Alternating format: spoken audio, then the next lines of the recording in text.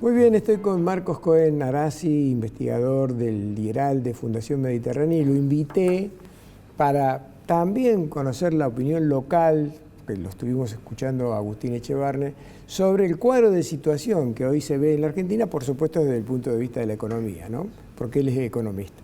Gracias, Marco, un gusto tenerte acá. Un gusto. ¿Qué estás viendo vos?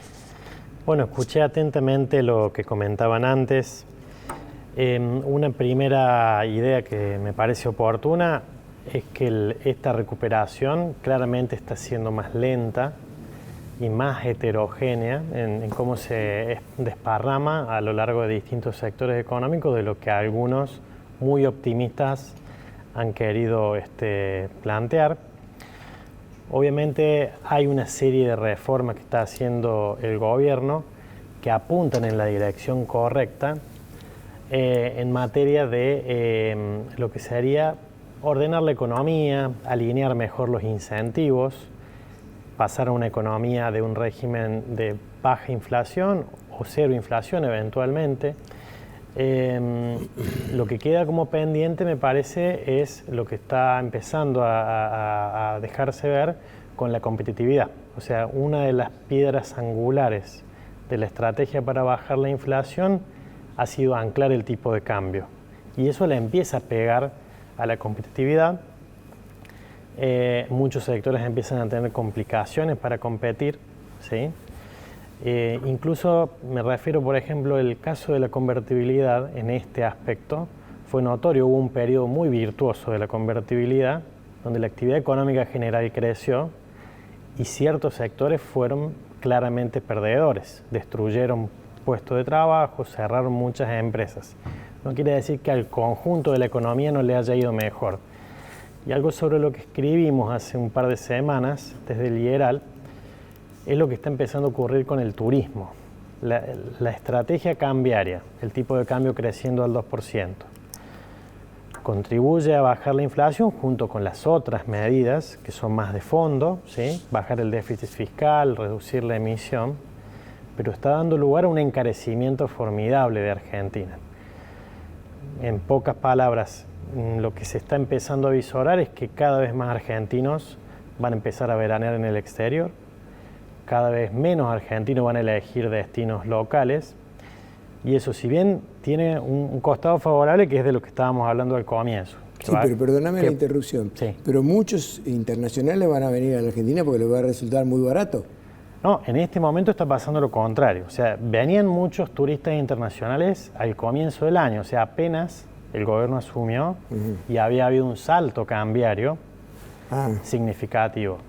Con el tiempo, esa competitividad que se había ganado por la vía del tipo de cambio, bueno, se está perdiendo a manos de la estrategia de anclar el tipo de cambio. Tenés razón. Sí, es exactamente eso lo que está pasando, al punto tal que si uno examina lo que buscan los argentinos en materia de turismo, está creciendo a un ritmo vertiginoso la búsqueda de paquetes a Brasil, de vuelos a Miami. ¿Y eso cómo se solucionaría? ¿Con la salida del cepo?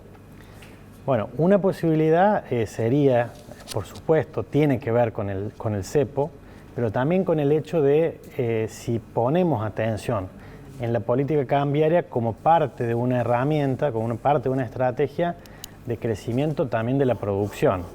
En la actualidad el gobierno está enfocado principalmente en estabilizar los precios y está dejando un poco de lado ese costado productivo. Simplemente para señalar un dato, es un testigo del caso del turismo que ya está perdiendo alrededor de 3% de los puestos de trabajo formales entre el año pasado y este. En parte es por lo que ya estaba en recesión la economía desde la segunda parte del año previo y en parte es por el efecto de los ajustes, ¿sí? La suba del tipo de cambio, la pérdida de capacidad adquisitiva de los salarios.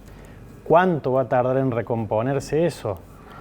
No lo sabemos a ciencia cierta. A medida que baje la inflación es más factible que el público doméstico recupere ingresos después de esa formidable caída, pero como está recuperando un poco de capacidad adquisitiva en dólares, y Argentina es caro estructuralmente, porque está sobreregulado, porque hay altísimos impuestos y porque en el resto del mundo también se ofrecen atractivos de interés, de repente vamos a tener mucha menos actividad económica en algunos sectores de actividad porque estaremos importando, o en el caso del turismo, porque estaremos emitiendo turistas al exterior.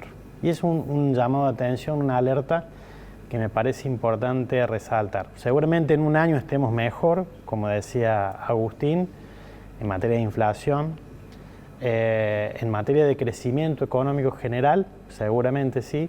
Ya no vamos a estar en la recesión que estamos en este año, pero posiblemente hayamos perdido mucha actividad económica en algunos sectores, los llamados perdedores de este cambio estructural.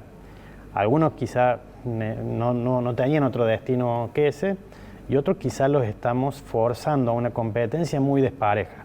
Un tipo de cambio muy bajo y una economía que todavía no le bajó un impuesto a la actividad económica.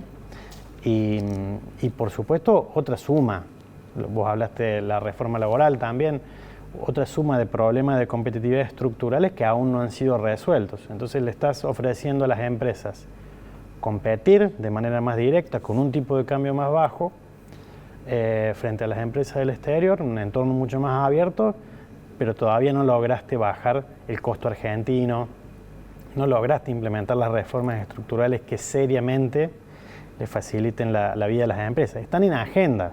La agenda de desregulación, por supuesto, va en el camino correcto, pero me preocupa en mi caso que esas reformas tarden demasiado en llegar y que en el camino se genere un perjuicio excesivo sobre una actividad económica que quizá con estas reformas aplicadas con otro timing y sin el atraso cambiario o el tipo de cambio relativamente bajo que están afrontando, tendrían otras posibilidades, claro, otras posibilidades de transición.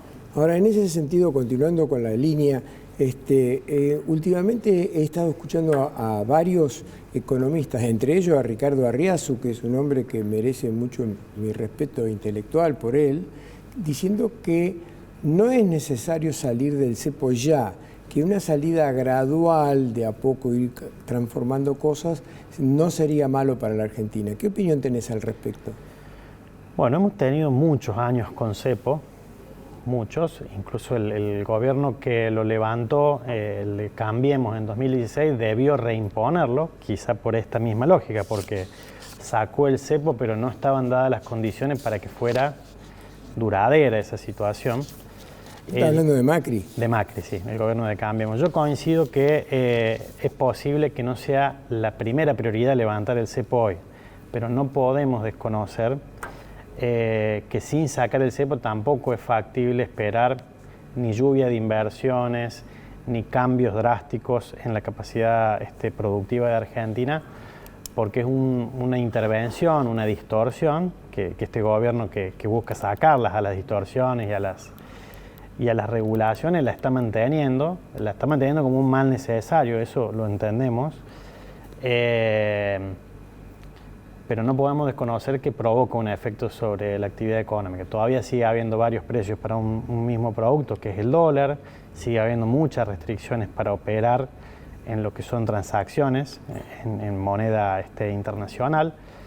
Por lo tanto, creo que debiera estar entre las prioridades. No digo que tenga que ser ya, ¿sí? El economista Vasconcelos, del IERAL también, insiste que ve una ventana cerca del verano, justamente. ¿Qué significa ver una ventana cerca del verano? Una ventana, un espacio oportuno, ¿sí? Para intentar que no se extienda mucho más en el tiempo por motivos de los daños que genera tener el cepo, pero que tampoco exponga al gobierno demasiados riesgos, por ejemplo, muy cerca de una elección.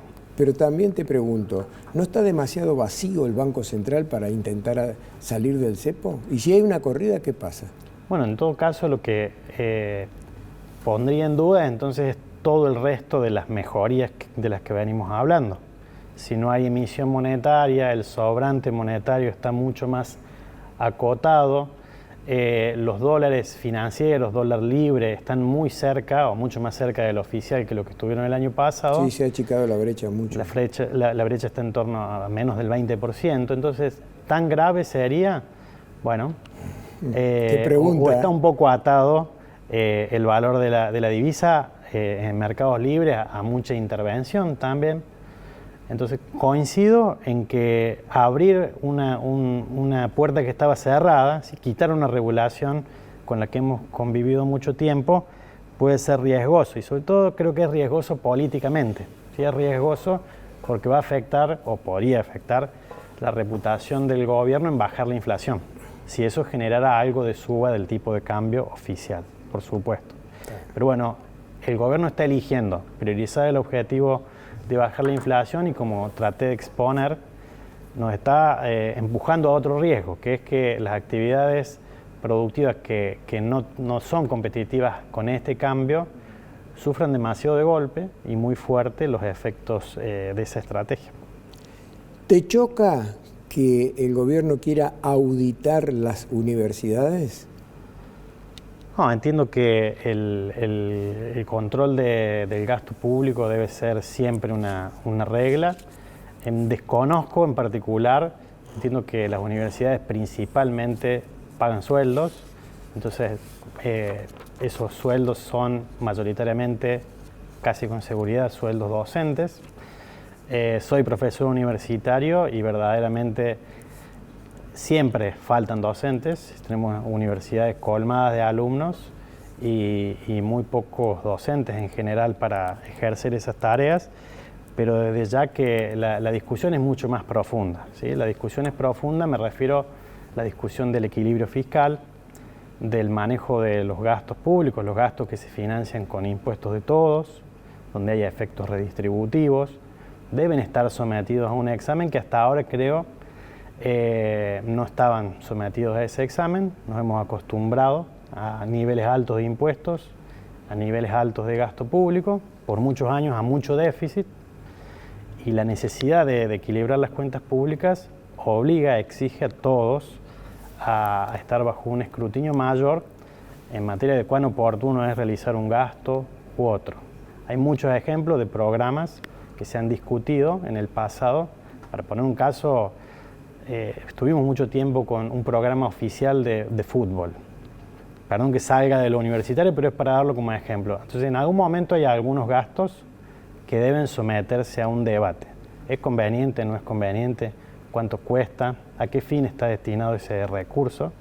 ¿Es oportuno, no es oportuno? Me parece que en el caso de las universidades además se mezcló un condimento político fenomenal. Cuando vos hablas de debate, es decir, por el tema del fútbol, ¿a qué debate te referís? ¿A un debate de la sociedad o a un debate legislativo?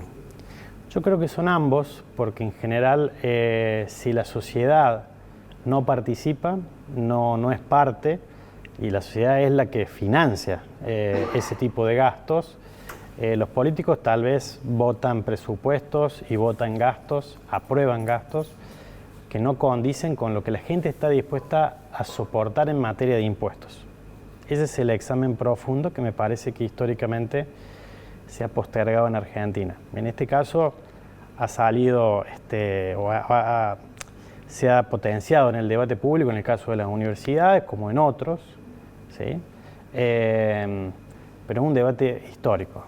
¿Cuánto control hay en el manejo de la cosa pública? Y sobre todo, la regla básica de que el dinero que ingresa no puede ser superado por el dinero que egresa. Vale para cualquier familia, para cualquier empresa. Si no lo cumple, quiebra. Y nos hemos acostumbrado a que el gobierno no cumple esa regla. Por eso debemos someternos a este examen, me parece. Insisto, creo que alcanza todo. No es solo un tema de la universidad.